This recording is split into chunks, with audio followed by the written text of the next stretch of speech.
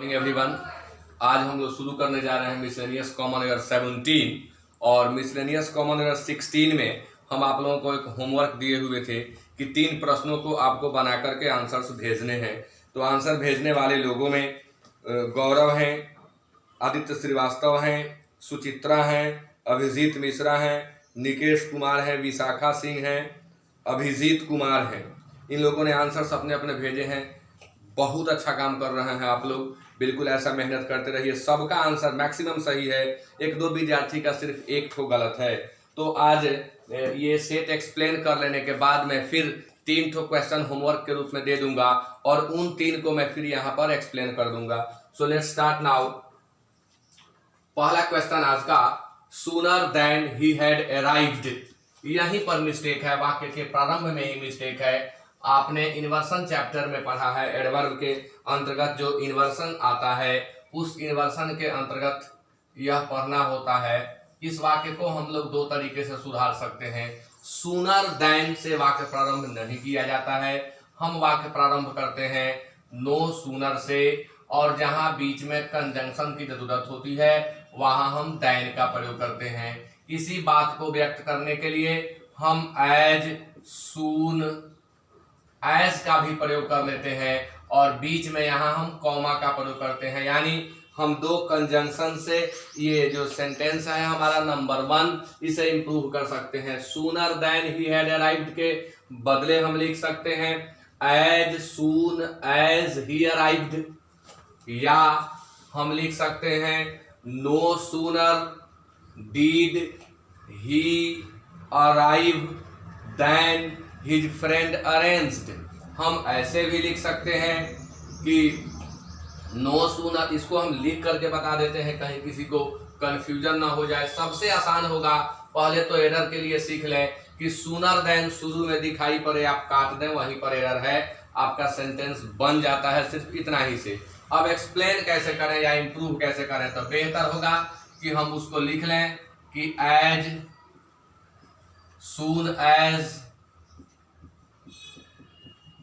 he arrived, as soon as he arrived, comma लगा देंगे, his friend sentence हमारा सही हो जाएगा। अगर इसको हम नो सूनर से सुधारना चाहते हैं तो हमें लिखना होगा नो सूनर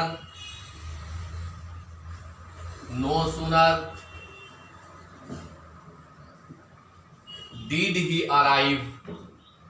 तो आपके पास ये 2 विकल्प है। अब आप सोचेंगे हम हैड को क्यों हटा दें, तो प्रायः नो सूनर के साथ हम डीड को रखते हैं, हार्डली के साथ हैड को रखते हैं। लेकिन ये ऐसा नहीं है कि हार्डली के साथ कभी डीड नहीं होगा और नो सूनर के साथ कभी हैड नहीं होगा।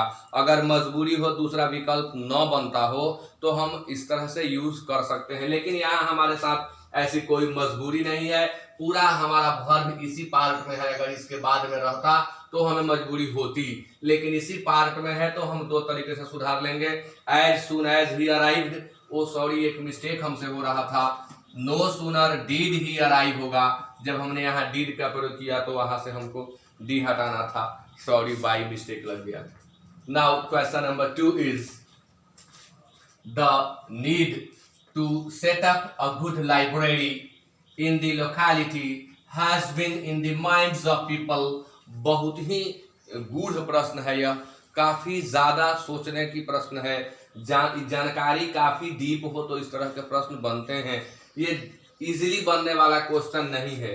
होता क्या है, किसी चीज को दिमाग में रखना, to keep something in mind, या कहना है कि यह बात मेरे दिमाग में है तो it is in my mind, it is in my mind, यह मेरे दिमाग में है। टू बी के बदले इसका प्रयोग हम कर लें, यह मेरे दिमाग में है, it is in my mind. किसी बात को दिमाग में रखना, to keep something in mind, to bear something in mind. तो इस स्थिति में हम इन माइंड या in my mind, in your mind, in his mind जरूरत के अनुसार हम यूज करते हैं। लेकिन जब किसी चीज के ऊपर हम रिपीटेडली सोचते हैं, टू थिंक ऑफ रिपीटेडली का जब सेंस आता है तो इन द माइंड के जगह पर हमें ऑन द माइंड्स का प्रयोग करना पड़ता है। तो यहाँ पर ऑन द माइंड्स होगा। यह प्रश्न कठिन है, बहुत लोगों को यह समझ में नहीं आ रहा होगा। याद करना है या फिर से समझ लें कि अगर कोई चीज दिमाग में है तो इन द माइंड सही है, मेरे तुम्हारे लगाना हो तो माई ओर लगा लीजिए। लेकिन ऐसी सिचुएशन दिखानी है कि ये दिमाग में बरकरार है, लंबे समय से है। क्योंकि यहाँ आप टेंस देख सकते हैं, has been, in the minds दिया हुआ है, तो इस स्थिति में इन का प्रयोग नहीं करके हमें ऑन का प्रयोग करना होता है। इसलिए इसका आंसर होगा 3। Now question number 3 is, had we been alone we would have contented ourselves with।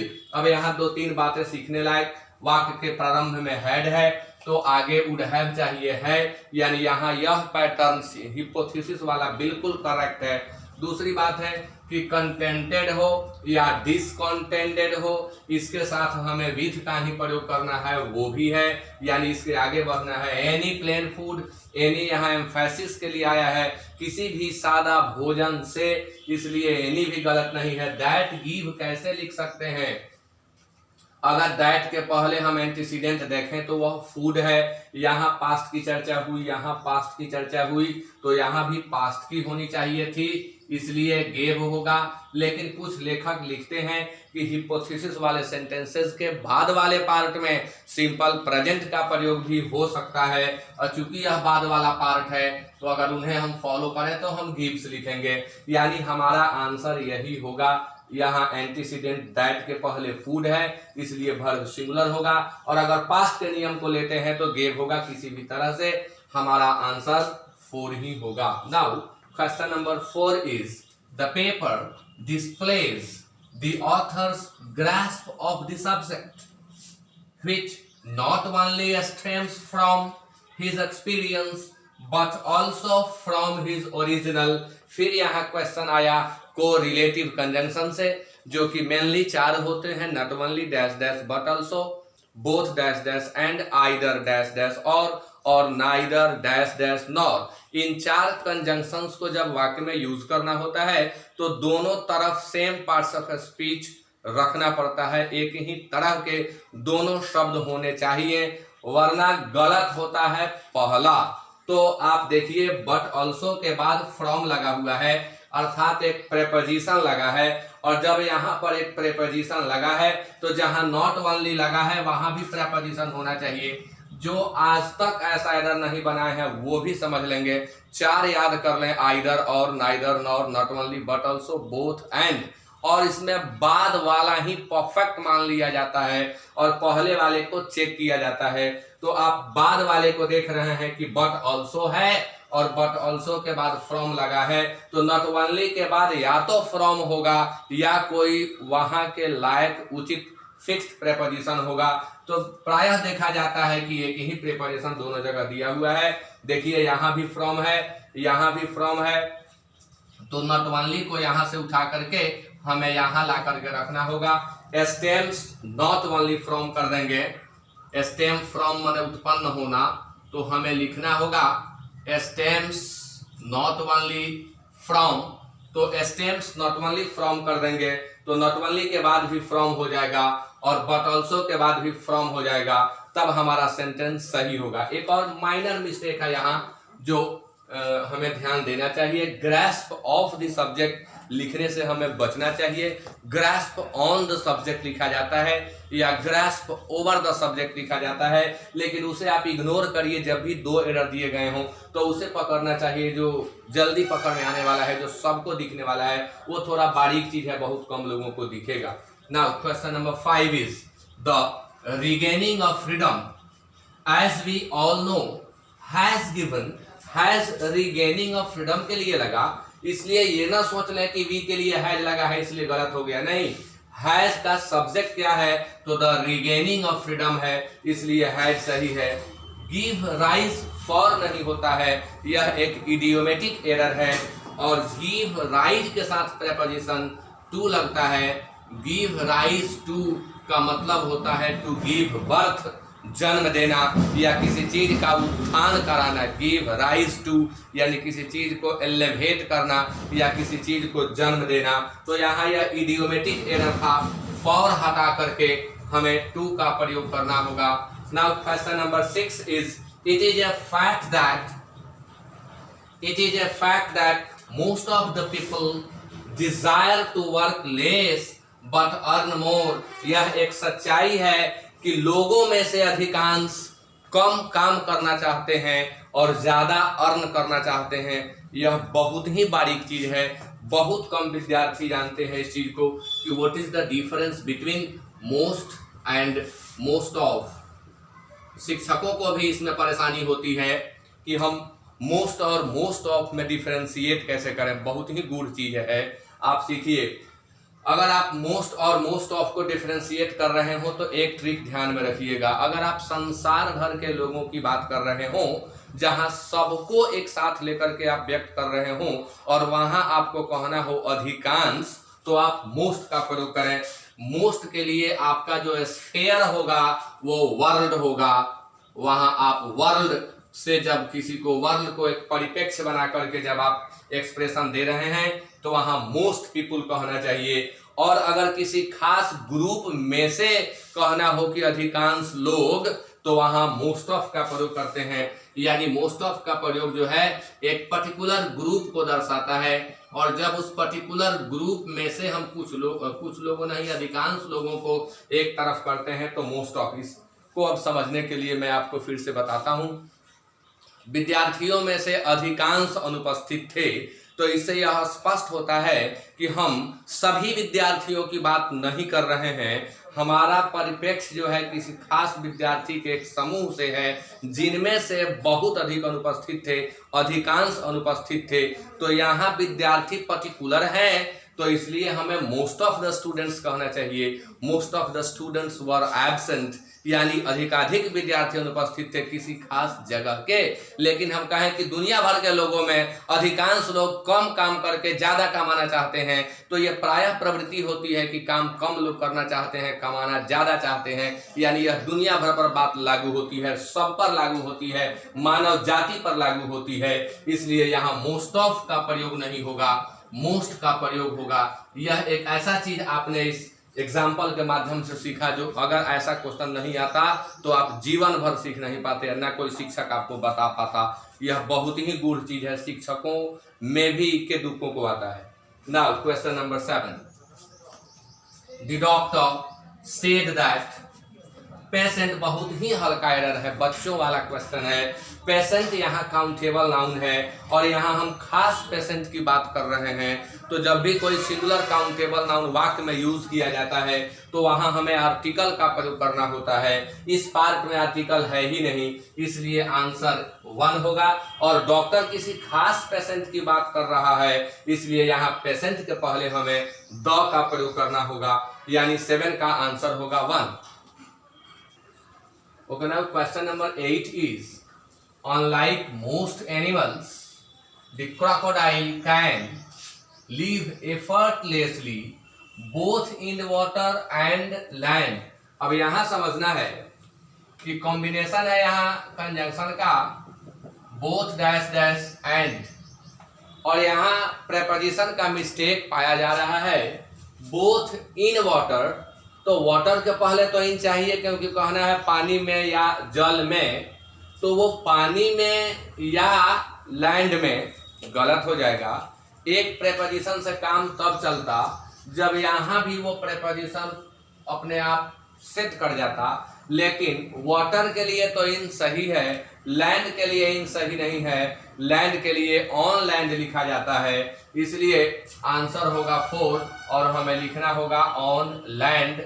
और तब आप चेक करेंगे तो बोथ एंड का कॉम्बिनेशन भी बैठ जाएगा, एंड के बाद भी प्रेपोजिशन हो जाएगा और बोथ के बाद भी प्रेपोजिशन हो जाएगा। तो यह ध्यान रखना होता है not only but also both and जैसे कंजक्शन में कि हम जब प्रेपोजिशन का प्रयोग कर रहे हो तो प्रेपोजिशन दोनों तरफ हो और दोनों को पूरा कर रहा हो। Now question number 9 is, death is preferable than. बहुत ही हल्का है, प्रेफरेबल के बाद कभी देन का नहीं बल्कि टू का प्रयोग होता है। इसे आपको याद कर लेना चाहिए। प्रेफरेबल यह बना है प्रेफर से, कमेंडेबल, कॉम्पेरेबल, इन सबके बाद देन लगा करके परीक्षाओं में एरर दिया जाता है। देन देखते आप काट दीजिए। इन सबके बाद हमेशा टू लगता है, इन्हें याद कर लेंगे, इसलिए यहाँ देन नहीं हो करके टू होगा। Now question number 10 is when Gayatri said that she is, कितना हल्का है, जब हम सेड का प्रयोग किए हैं तो इज नहीं होगा, इज की जगह वॉज होगा। Now question number 11, it is a view of the beautifully decorated window displayed by the organisers.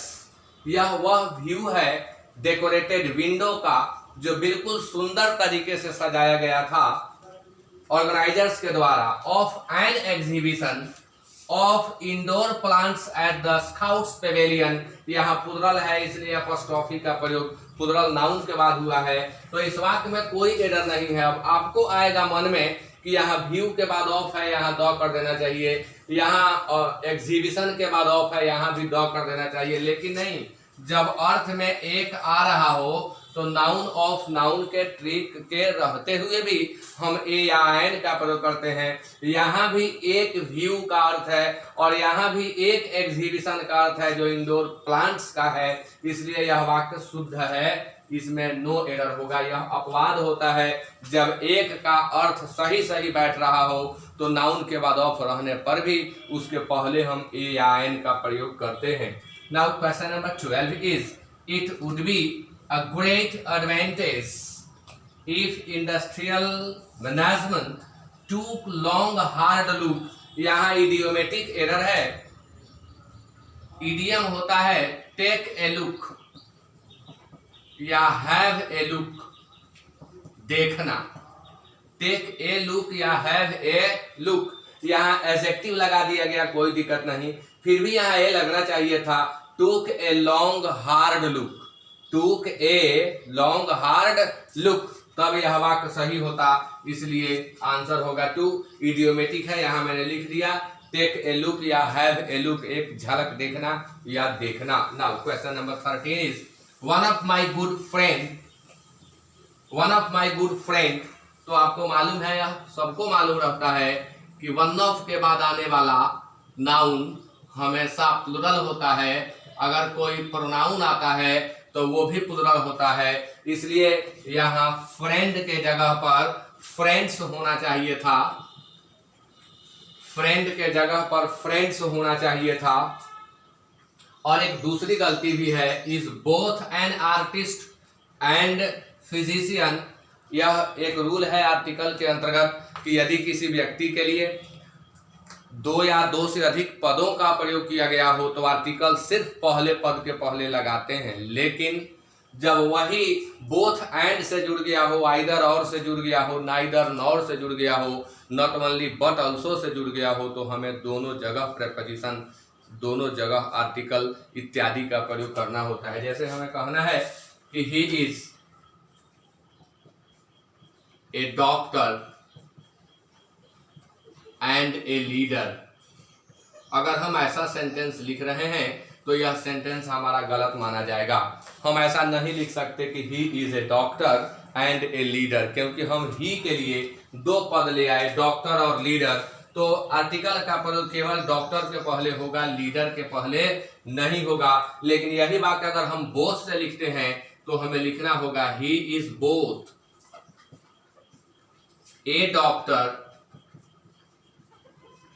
And a leader, A doctor and a leader, क्योंकि बोथ एंड से जुड़ रहा है, सेम पार्ट्स ऑफ स्पीच होना चाहिए, तो यह अपवाद होता है। आप याद रखेंगे, एक पद, एक व्यक्ति, चार पद, तो आर्टिकल सिर्फ पहले लगाइए, लेकिन अगर आइदर और neither nor not only but also say आप जोड़ करके उसे लिख रहे हैं तो आप दोनों में ही आर्टिकल का प्रयोग कीजिए। इसलिए यहाँ डबल मिस्टेक प्रिंट करने वाले या लिखने वाले से गलती हो गई होगी।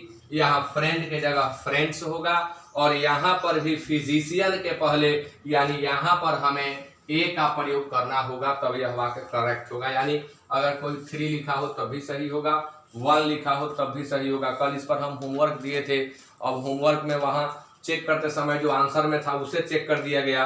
अब मैं इसको क्लियर कर देता हूँ कि यहाँ दोनों ही आंसर लिखने वाले का आंसर सही था। Now question number 14 is all the girls of the school stayed away the entertainment program। यह भी इडियोमेटिक क्वेश्चन है। स्टे अवे फ्रॉम होता है, स्टे अवे फ्रॉम दूरी बनाए रखना, स्टे अवे फ्रॉम दूरी बनाए रखना, इसलिए हमें यहाँ पर फ्रॉम का प्रयोग करना होगा और जब फ्रॉम का प्रयोग कर देंगे तो हमारा वाक्य सही हो जाएगा। Okay, now question number 15 is in August 1883 Krakatoa erupted and sent clouds of dust, ash and sulfate to a height of 50 miles, blotted out the sun for more than 2 days। यहाँ ध्यान देने लायक है, for more than 2 days, यानी अगस्त 1883 में एक क्रैकेटोआ eruption हुआ, विस्फोट हुआ और सेंट क्लाउड्स ऑफ डस्ट, और उस विस्फोट में डस्ट, ऐश और सल्फेट के क्लाउड्स फूटे to a height of 50 miles, और वो 50 मील की ऊंचाई तक गए। Blotted out the sun for more than 2 days. Blot means होता है धब्बा, और वो सन पर पहुंच करके 2 दिनों तक उन्हें घेरे रहे अर्थात ढके रहे। तो 2 दिनों तक ढके रहे, हियर देयर इज कंटिन्यूटी, और इसलिए ब्लॉटेड आउट यहाँ गलत है। बहुत कठिन क्वेश्चन था, टेंस मिला के लिखेंगे, पास्ट है पास्ट है पास्ट ही होना चाहिए, गलत हो जाएगा। यहाँ फॉर मोर देन 2 डेज है, यानी यह घटना 2 दिनों से अधिक तक बरकरार रहती है, इसलिए ब्लॉटेड आउट के जगह हमें ब्लॉटिंग आउट का प्रयोग करना होगा। कठिन क्वेश्चन था।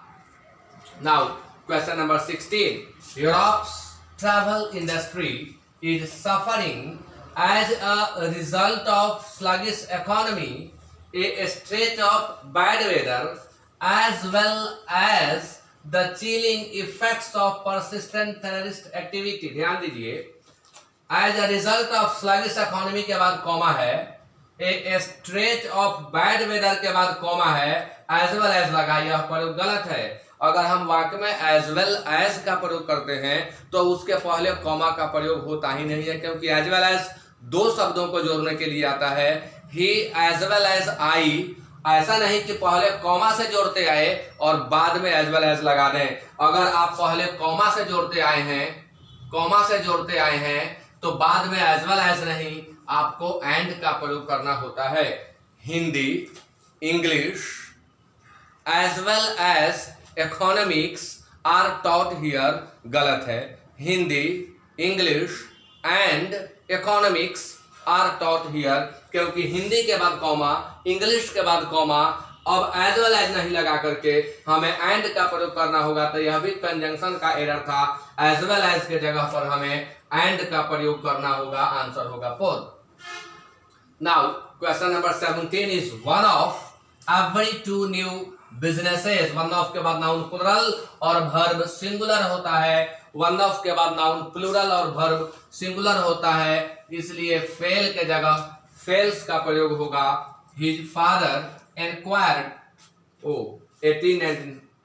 ये 3 प्रश्न आप लोगों के लिए छोड़ना है। फिर इन 3 प्रश्नों को आप लोग सॉल्व करेंगे और सॉल्व करके इसका आंसर कमेंट बॉक्स में लिखेंगे, संभव हो तो एक्सप्लेनेशन भी लिख देंगे। अब उन 3 प्रश्नों को मैं आज बता दूंगा जिन्हें कल मैं होमवर्क के रूप में दिया था। आप लोग आंसर भेजे भी थे, बहुत अच्छा कर रहे हैं आप। जो नहीं कर रहे हैं वो भी करना शुरू करें, और सारे क्वेश्चन फेसबुक पेज पर, रिपु सुधम सिंह पेज पर दिए हुए हैं, वहां से आप क्वेश्चन भी देख सकते हैं। तो अब हम उन 3 को एक्सप्लेन कर देते हैं जो कल का होमवर्क था। बहुत सारे लोग आंसर भेजे हुए थे।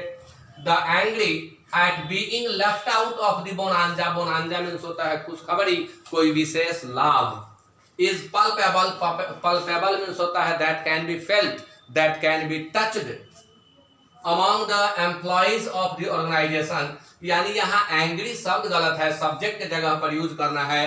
तो क्या पल्पेबल हो गया था? तो एम्प्लॉइज के अंदर जो गुस्सा आया था, एम्प्लॉइज के अंदर जो उबाल आया था, जो क्रोध आया था, वह पल्पेबल आया है, वह पल्पेबल है।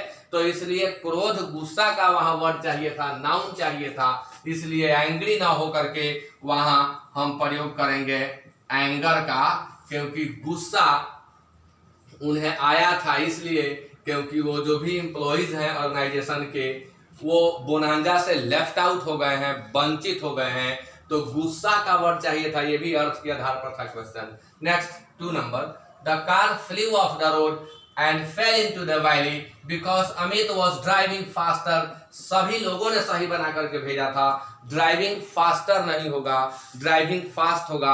अगर अमित की तुलना हम सुमित से करते, विनीत से करते, किसी और से करते हैं तो वहां पर फास्टर दैन लगा करके लिखना होता हमें, लेकिन हमें तो यह कहना है कि बहुत फास्ट चला रहा था या फास्ट चला रहा था, इसलिए गाड़ी जो है सड़क पर उड़ गई और जाकर के खाई में गिरी। यानी यहाँ पर फास्टर के जगह फास्ट का प्रयोग करें या वेरी फास्ट का प्रयोग करें, कंपैरेटिव डिग्री की जरूरत नहीं है। Question number 3 is the enmity of the two groups स्पष्ट कर रहा है कि ऑफ नहीं लगा करके यहाँ आप बिटवीन का प्रयोग करें, तो यहाँ ऑफ के जगह बिटवीन आ जाएगा। तो इसी के साथ अब इस आज के सेशन को मैं समाप्त कर रहा हूँ। आप लोग इन 3 को बना करके और कमेंट बॉक्स में अपना अपना आंसर भेजें। Okay, thank you very much.